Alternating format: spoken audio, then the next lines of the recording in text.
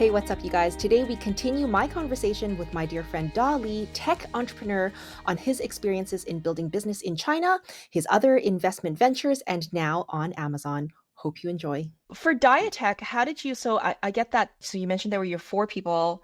I would surmise that those three other individuals, now one of whom was your sister, Yep. right? And for those of you who are listening, Daw's sister is a very close friend of mine. She is probably like Daw.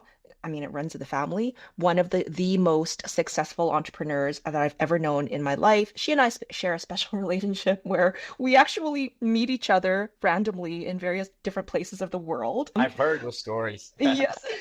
Yes. And so your sister was one of the folks, and the two other individuals definitely were in China, I would surmise. And so how did you guys get business in, like, how did you get your first clients? Like, did you just go and So cold call people our or? first client was Mhm. the company I worked for 2.5 years, right? Okay, okay, okay. So I guess the big boss there kind of saw something in me or saw something in us. And so, it was a big company and they gave us business. And then we just, you know, so that gave us some foundation, some Mm, kind of social proof, right? right. So we could go around telling people that, hey, this big company from Hong Kong with Yeah. operations all over, Give you street using us, cred. and yeah, some street cred. And then it was just we had one of our people was a sales guy, so he had some clients that he would call, and we just a lot of it was cold calling.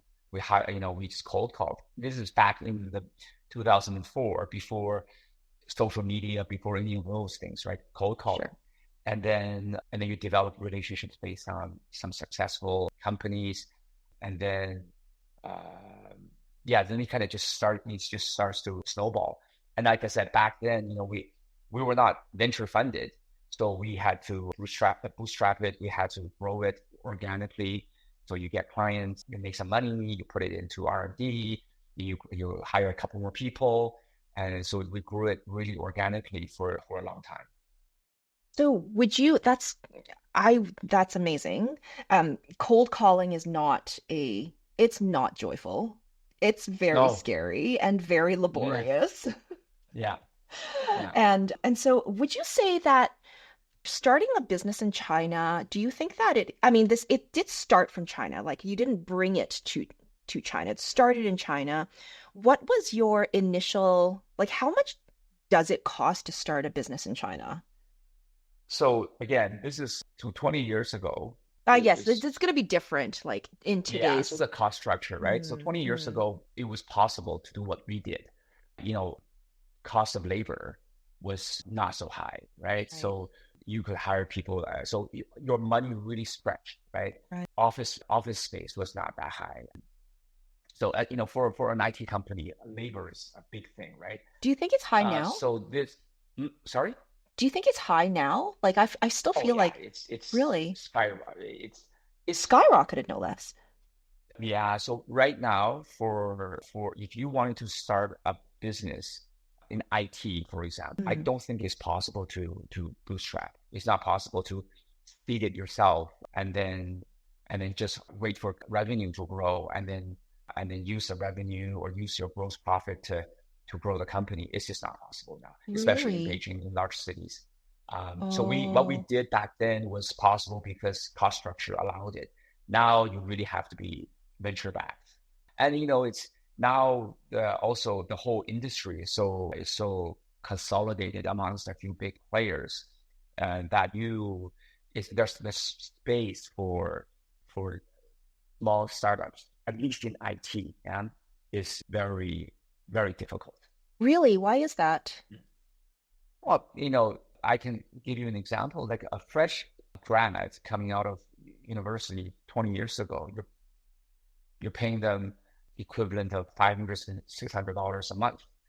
Now, you're probably paying them maybe not 10 times, but maybe 5 times that. Really? And the important thing is if you want to keep those good Mm, people, then that price goes up very, very quickly.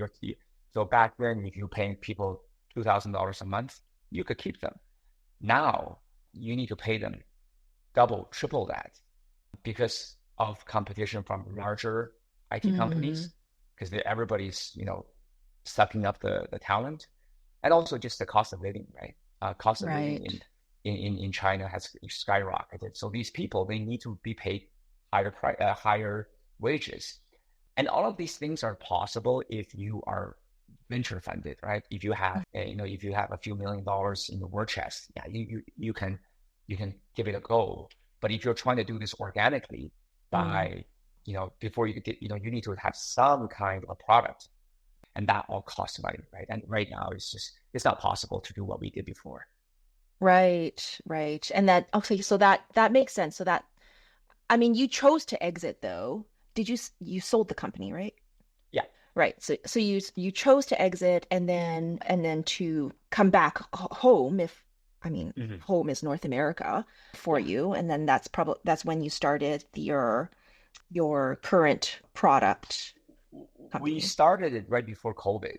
Mm, Uh, I sold the company in 2019, which was, so if we had I hung on to the company for another 6 months, I would have had to ride it through the COVID years. So which would have been, it's hard to, I wouldn't want to go through that but so we started the uh,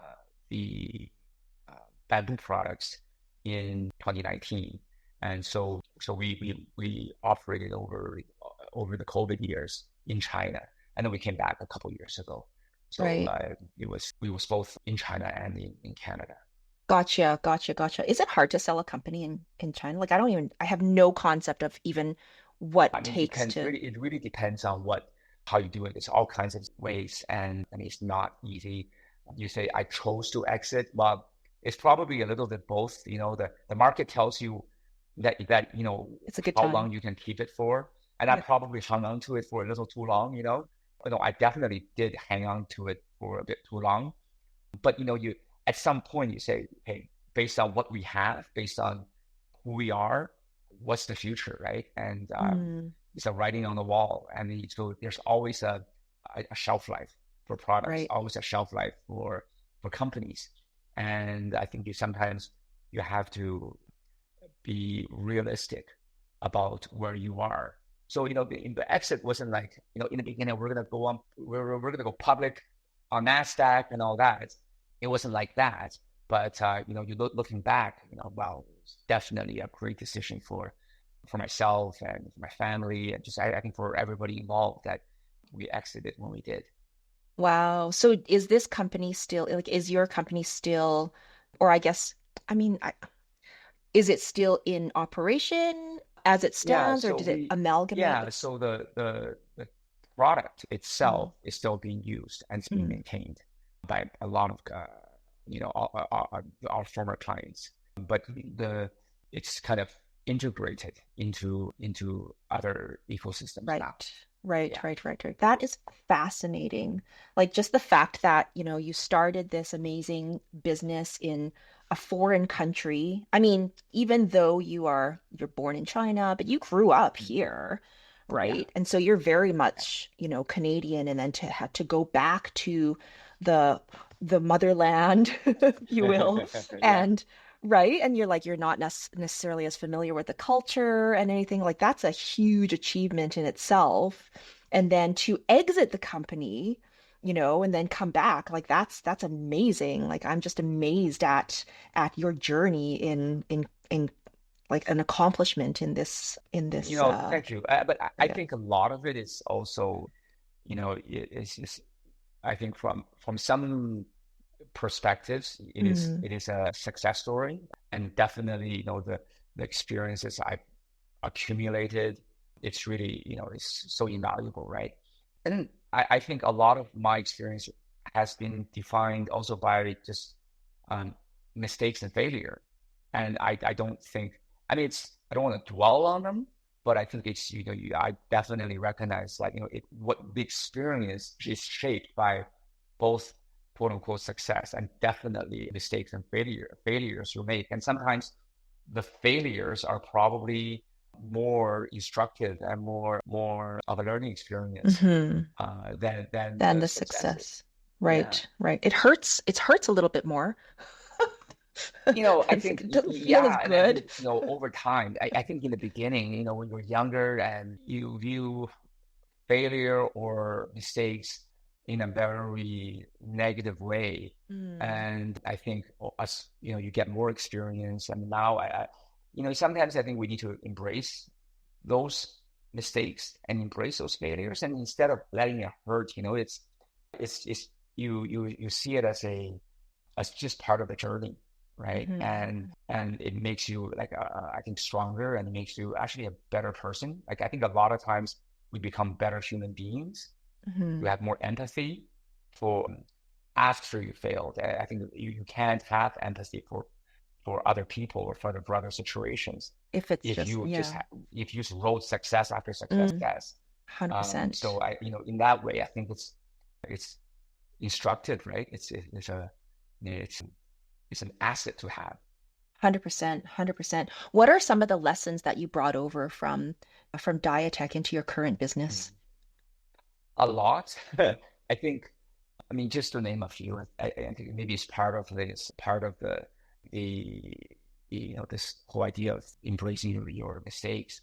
But for example, I think I'm much more attuned to when to cut your losses in a way. If you like what you say, make your mistakes, but correct quickly, right? Make a lot Mm, of mistakes and adjust quickly. And I think that's something that I'm much more attuned to now. Is just, okay, definitely, we can try things, but if things don't seem they're working out, then you gotta kind of pivot. You gotta change. And I think that's something that I'm bringing to my new companies and new situations I'm in. you know, uh, Another thing is, one thing I've learned is there's like, when I was running the attack, especially in the beginning, when we were just starting out, you really have to punch above your weight, right? You are a small company without a lot of um, experience or case studies that you can lean on. And then you're trying to get big deals, right? You're trying to get clients who are like large, massive organizations, like tens of thousands of users. And here you are, a small team, and you have to really not necessarily lie, but you gotta put on a brave face. You gotta show more strength than maybe you mm, actually have. Um, so I have so many stories about that, right? And I think that you have to balance with like showing vulnerability, right? Because mhm, you if you don't show vulnerability, if you don't show weakness to your partners and friends, they will never be able to help you in in the way that you need them to help you. So if they think that you are so strong, then they yeah, don't think that you need help, that's right? right. Yeah. But if they actually knew what you needed, really needed, you know, because you've built trust with them, because you've developed credibility with them, maybe it would be much easier for them to just say, okay, oh, you need help in this, let me give you that help. Mm, So it's a balance um, between really punching above your weight, showing strength versus really showing weakness and vulnerability and not letting people help. So I think right. it's a balance, right? But it's something that I'm much more aware of now than when I first started. Right, right. I would liken punching above your weight as, showing confidence in your own product and your own team to your Mm, prospective clients. And mhm. I would liken like showing vulnerability to being authentic to what you are experiencing now, right? Like Yeah, it's yeah. not always fake it till you make it, right? To Hmm. your point, there has to be a balance. Otherwise, you're not believable. Like, there's Right, nobody right. who just has this clear path of linear success. Yeah, That's not real. yeah, Like, what are you for hiding, sure. right?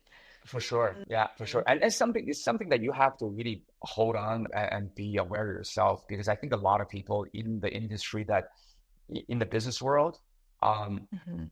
they say don't fake it, but I mean if you look at all the VCs and all the There's the faking PE, involved. I mean they look at companies and it's, oh, they really want you to fake it. They want you to not, they don't care about authenticity, right? They want you to be the storyteller and the guy who's so confident and so everything, so that they can wrap you up around, they can wrap you up and sell it to the next guy, right? So, but then when it doesn't work out, somebody's left holding the bag, That's right? And so I think that's where you as the entrepreneur, you as the person who is really, kind of driving your own venture, your own company, your own life, you have to hold that balance, right? It's, how much of this confidence am I going to project and how much authenticity? Because if I went out and told every single one of my clients in the beginning that we're just a bunch of 20-year-olds, 25-year-olds who've never serviced a client.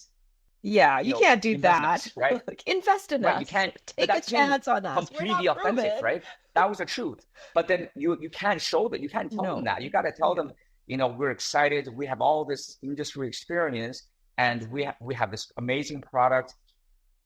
Give it a shot, right? And you have to project this confidence.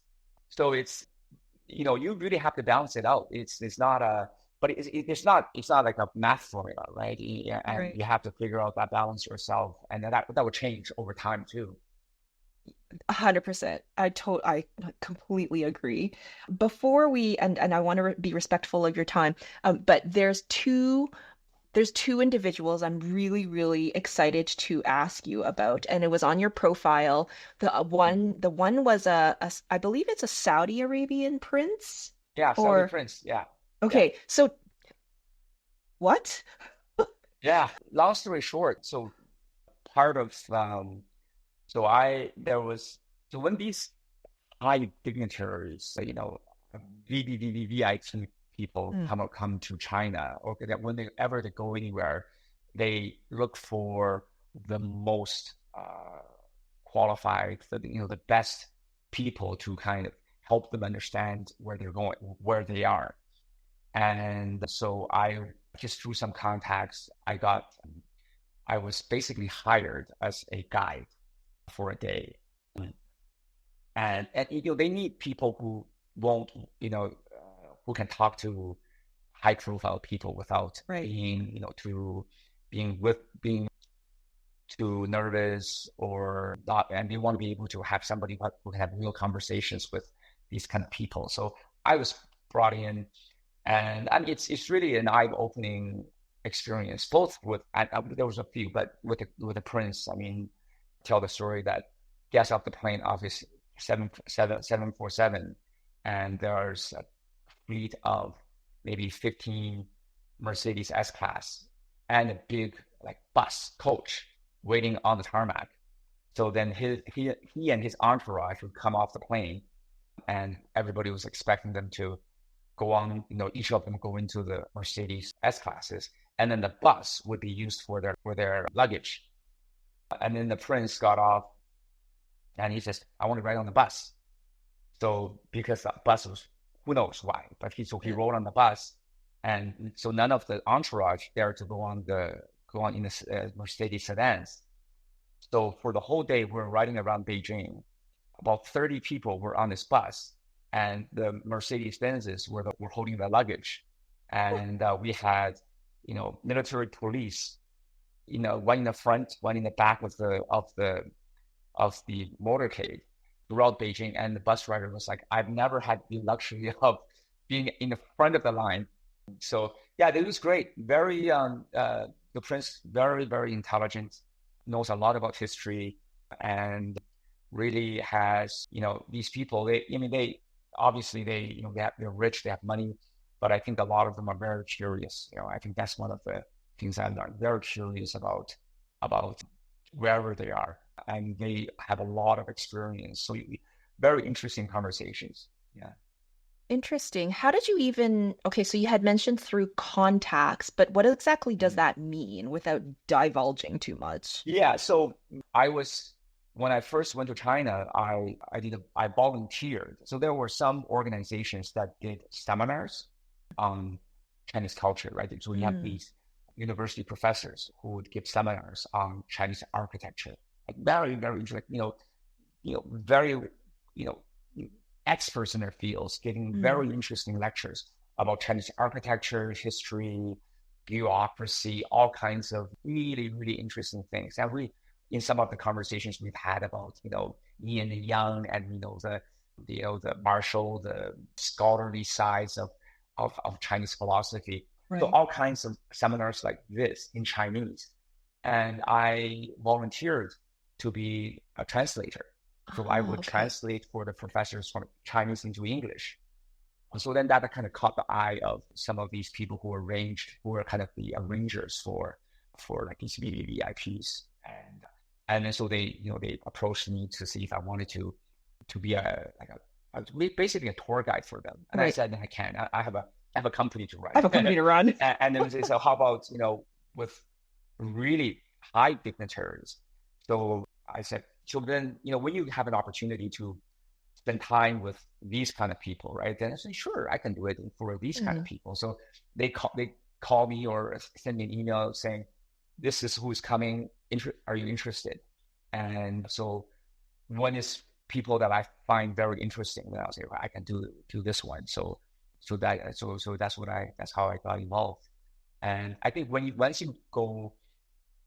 do a couple of these people, the feedback is, if the feedback is good, then they kind of come back to you with, when more of these kind of dignitaries are around, they come back to you. Because again, I think it's harder if you just ask somebody who knows what they're talking about, but it's hard for them to do it in English, hard for them to do it in a way that you're being respectful to the guests, but at the same time, you can talk to them like an equal.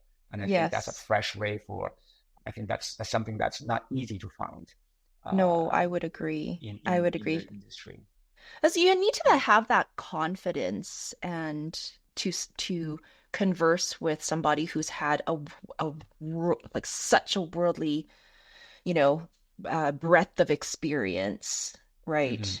Mm-hmm. And of course, I think that your North American background, because you grew up in North America, like you are very comfortable in obviously conversing in English as opposed to other folks who had spent perhaps all their lives in China, right? And so you have definitely that advantage as well. And so obviously Paul Allen, the notorious late Paul Allen, was one of your guests as well.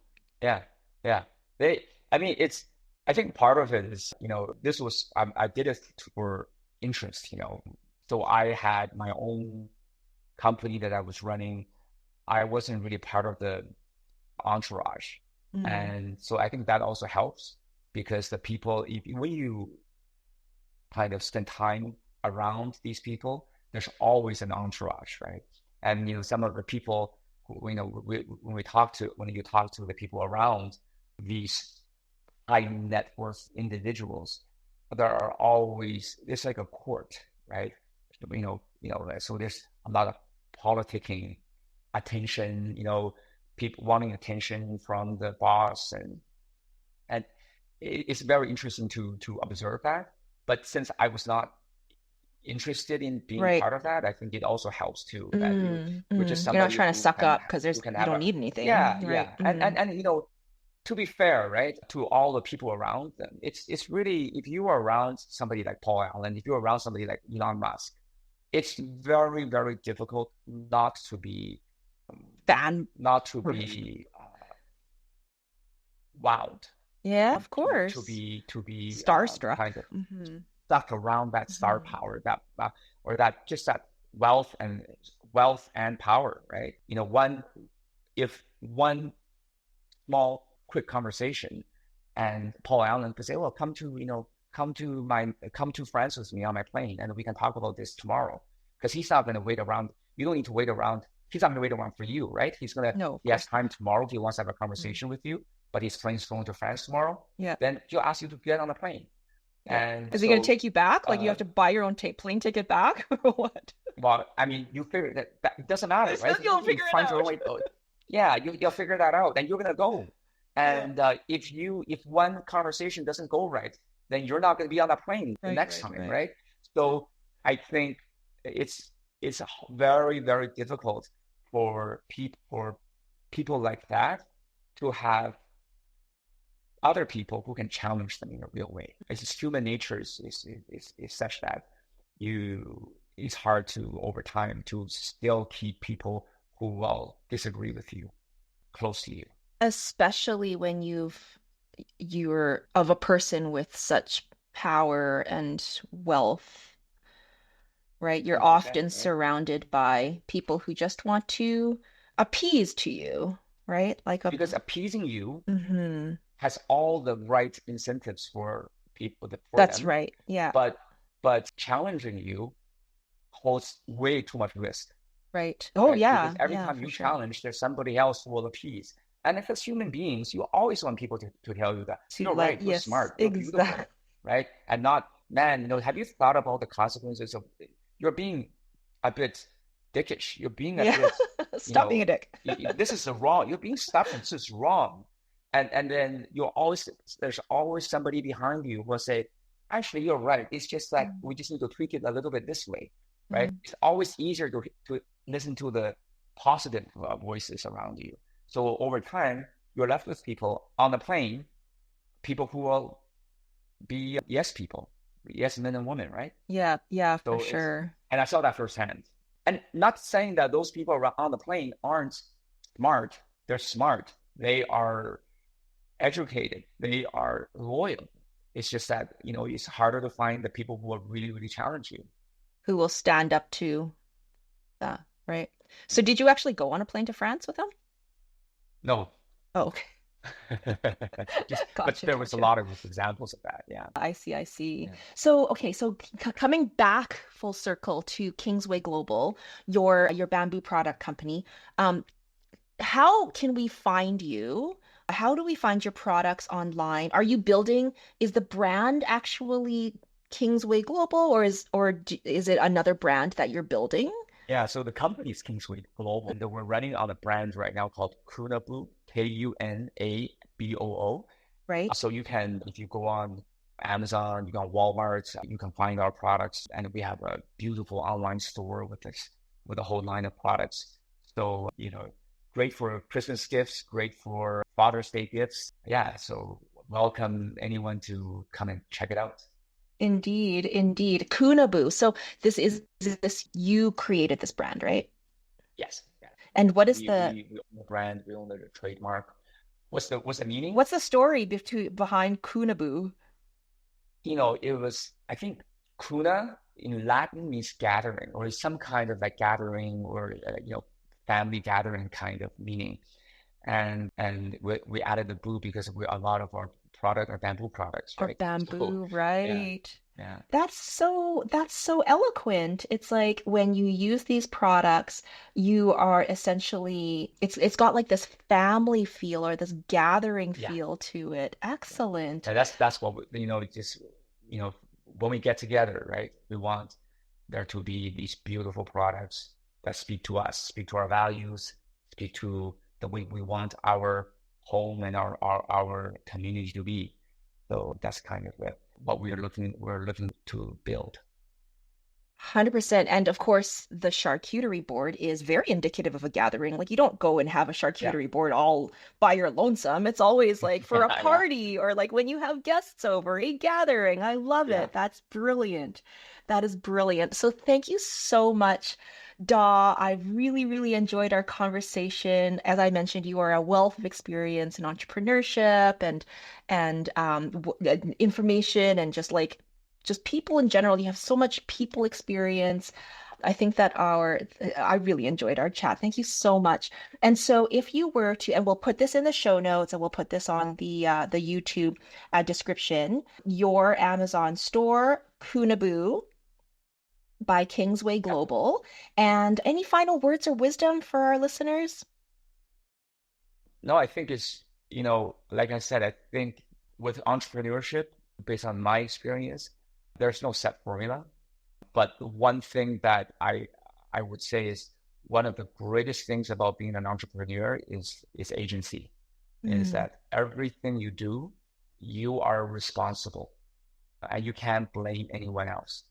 can't blame you have a bad boss, or that your colleagues are stupid, or that there's too much office politics. Anything that's right about the company, you can feel good about. Anything that's wrong or that's bad about your business, it's on you. And I might not be able to fix every problem or every mistake, but I know that there's nobody else but me to blame. And I think that agency is great for the rest of your life too. And I think there's a great training ground to really just to take responsibility for your own life. And not saying it's perfect, but the parts that are not perfect is something is on you. And I think that's a very empowering way to live, whether or not you make a lot of money, or whether or not you have you go public on the New York Stock Exchange.